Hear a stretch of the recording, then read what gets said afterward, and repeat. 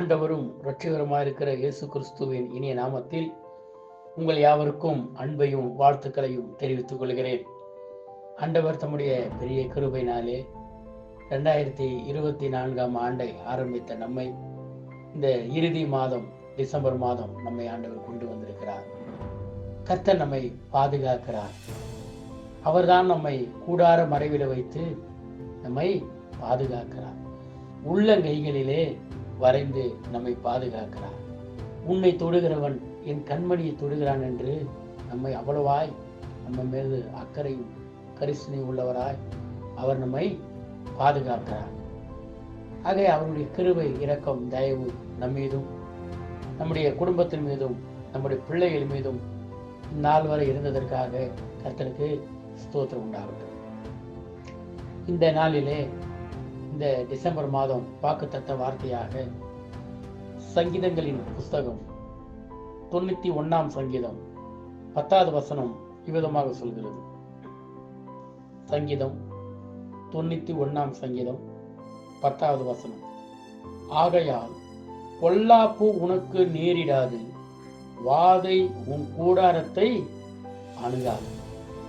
இந்த மாதம் வாக்குத்தத்தம், வாதை உன் கூடாரத்தை அணுகாது, தீங்கு உன்னை அணுகாது, பொல்லாப்பு உனக்கு நேரிடாது. அந்த 9வது வசனம் சொல்கிறது, எனக்கு அடைக்கலமாயிருக்கிற உன்னதமான கர்த்தரை உனக்கு தாபரமாக கொண்டாய். கர்த்தரை தாபரமாக கொண்டிருக்கிற மனிதன், கர்த்தருடைய மறைவில் இருக்கிற மனிதன், ஆண்டவருடைய கிருபையினாலே ரட்சிக்கப்பட்டு கர்த்தராகிய இயேசு கிறிஸ்து என்னும் நாமம் கொடுக்கப்பட்ட நம்முடைய ஜனங்கள் மாத்திரமல்ல, வாக்குத்தத்தம் பண்ண பரிசுத்த ஆவியை பெற்றிருக்கிற அவருடைய ஜனங்களாகிய நம்மை கர்த்தர் என்ன செய்கிறார்? பாதுகாக்கிறார். அந்த சங்கீதம் முழுவதுமே நீங்கள் பார்ப்பீர்கள் என்று சொன்னால், தேவன் நம்மை பாதுகாக்கிறார். கர்த்தர் நம்மை காக்கிற தேவன், நம்மை பாதுகாக்கும் தேவன். அது முழுவதுமாகவே பலவிதமான காரியங்கள் போடப்பட்டிருக்கு. ஆனாலும் இந்த நேரத்திலே இந்த 10வது வசனத்தை நாம் தியானிக்கும் பொழுது, வாதை உன் கூடாரத்தை அணுகாது. அன்பான தேவ பிள்ளைகளே, இந்த நாளிலே கர்த்தர் இந்த 2024 டிசம்பர் மாதம் நமக்கு வாக்குத்தத்தமாக சொல்கிறார், மகனே மகளே, எந்த வாதையும் உன் கூடாரத்தை அணுகாது. ஏனென்றால் வாதை துன்பத்தை கர்த்தராகிய இயேசு கிறிஸ்து கல்வாரி சிலுவையிலே அவர் சுமந்து தீர்த்து விட்டார். பைபிள் சொல்கிறது, அவருடைய தழும்புகள் நமக்கு இருக்கிறது. அவருடைய தழும்புகள் நம்மை குணமாக்குற தழும்புகளாக இருக்கிறது. ஒரு தேவ பிள்ளை உடைய வாழ்க்கையிலே சரீரத்திலே பலவீனம் அல்லது வியாதி வரத்தான் செய்கிறது. ஆனால் அந்த வியாதி துன்பத்திலே நாம் சிக்கி அழிந்து போக கூடாது என்பது தேவனுடைய சித்தமாக இருக்கிறது. நம்ம என்ன நினைக்கிறோம்? ஆண்டவரே, நான் உம்மை பின்பற்றுகிறேனே, உம்முடைய பிள்ளை தானே, ஏன் என் சரீரத்தில் இந்த வியாதி என்று சொல்லி நாம் நினைக்கலாம். ஆண்டு சொன்னாரு, இந்த வாதை உன்னை அணுகாது. அதாவது உன்னை கிட்ட வரும், உனக்குள்ள இருக்கும், அது உன்னை அணுகி உன்னை சேதப்படுத்தாது. பல நேரங்களில் நம்ம சின்ன வந்தாலும் என்ன நினைக்கிறோம்? ஐயோ ஆண்டவரே, என்னை கைவிட்டீங்களா?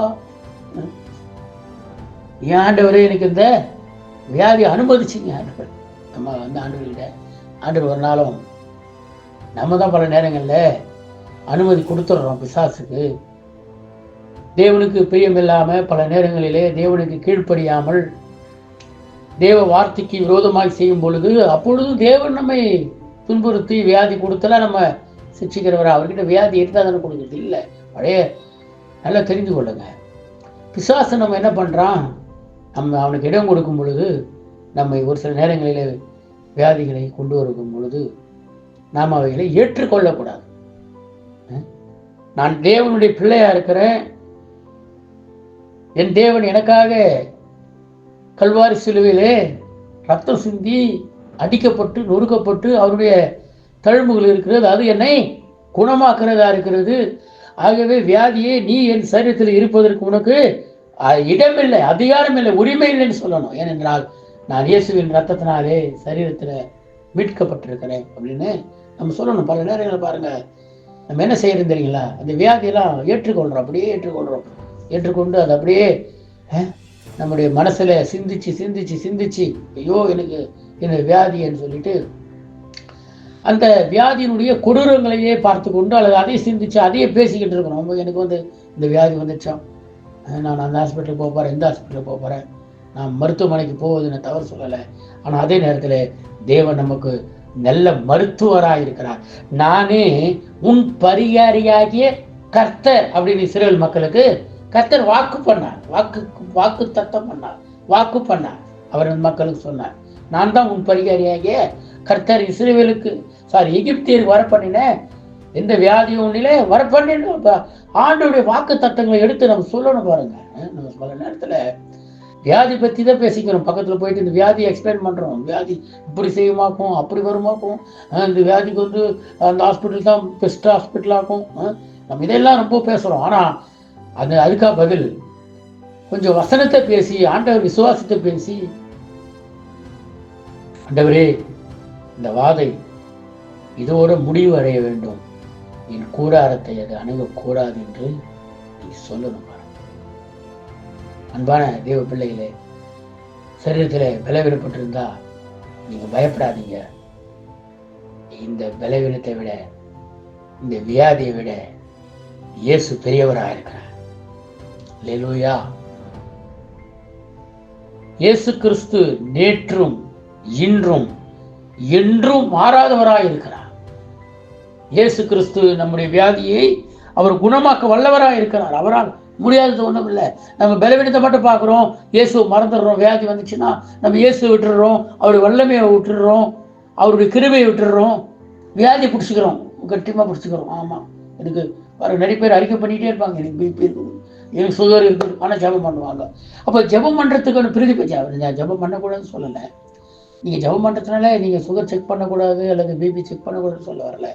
ஆனால் அவைகளை குணமாக்குகிற இயேசு இருக்கிறார்ன்றதை சொல்லி நான் சுகத்தையும் ஆரோக்கியமாக வாழ கர்த்தர் சித்தம் உள்ளவராக இருக்கிறார், கர்த்தர் விருப்பம் உள்ளவராக இருக்கிறார். அதான் சொல்ற ஆண்டவர், வாதை உன் கூடாரத்தை, உன் சரீரமாகிய கூடாரத்தை, உன்னோட வீட்டை அணுகாது, பொல்லாப்பு உனக்கு நேரிடாது. தீங்கு ஊர்லெல்லாம் தீங்கு இருக்கும், உலகத்துல தீங்கு இருக்கும், ஆனா உங்களுக்குள் தீங்கு, தீய காரியங்கள் நடைபெறாது, ஆபத்தான காரியங்கள் நடைபெறாது.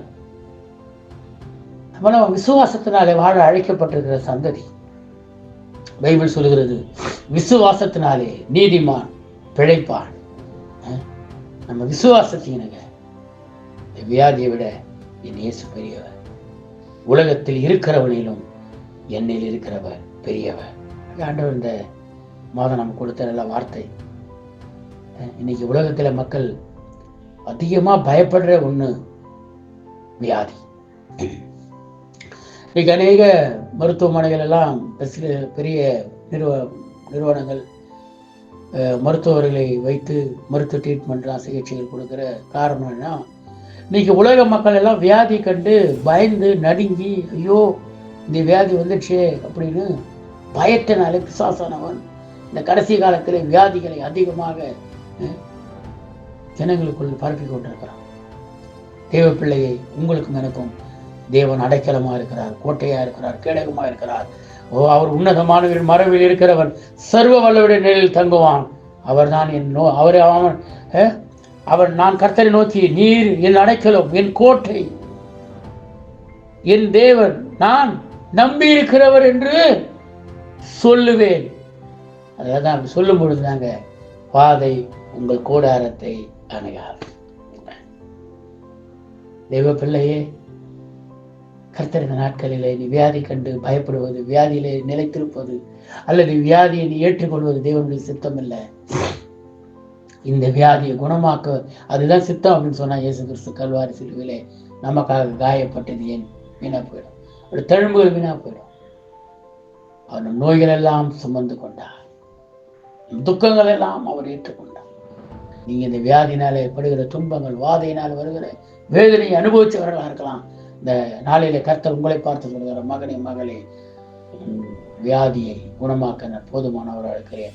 இனி உன் சரீரத்தில் வியாதி, உன் வாதை, உன் கூடாரத்தை அணுகாமல் நான் காத்துக்கொள்வேன்.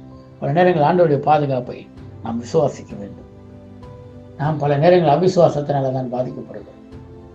பலவீனப்பட்ட வார்த்தைகளை பேசி பேசி பேசி வியாதியை நாம் வரவழைத்துக் கொள்கிறோம். அல்லது வியாதியினுடைய தீவிரத்தை நாம் வாயின் வார்த்தையிலே அதை அதிகரித்து பேசி பேசி பேசி அதை முழுவதும் பரப்பி கொண்டிருக்கிறோம்.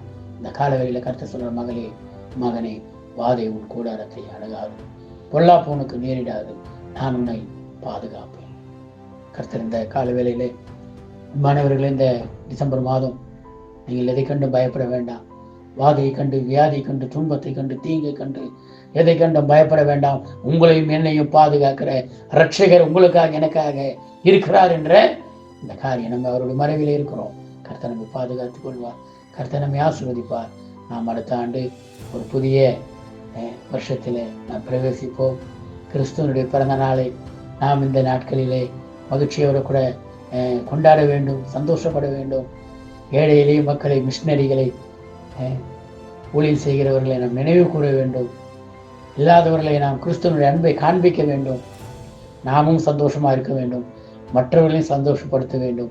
இயேசுவின் பிறப்பின் நாட்களிலே நீங்கள் மகிழ்ச்சியாக இருக்க உங்களுக்கு வாழ்த்துக்கள். புதிய ஆண்டிலே நீங்கள் சந்தோஷத்தோடு, நீங்கள் வாக்குத்தத்தங்களோடு, தேவ கிருபையோடு நீங்கள் பிரவேசிக்க வேண்டும் என்று உங்களை நாங்கள் வாழ்த்துகிறோம். இந்த செய்தி கர்த்தர் நிச்சயமாய் உங்களுக்கு ஆசீர்வதித்து தருவார். தேவநாமம் மகிமைப்படுவதாக.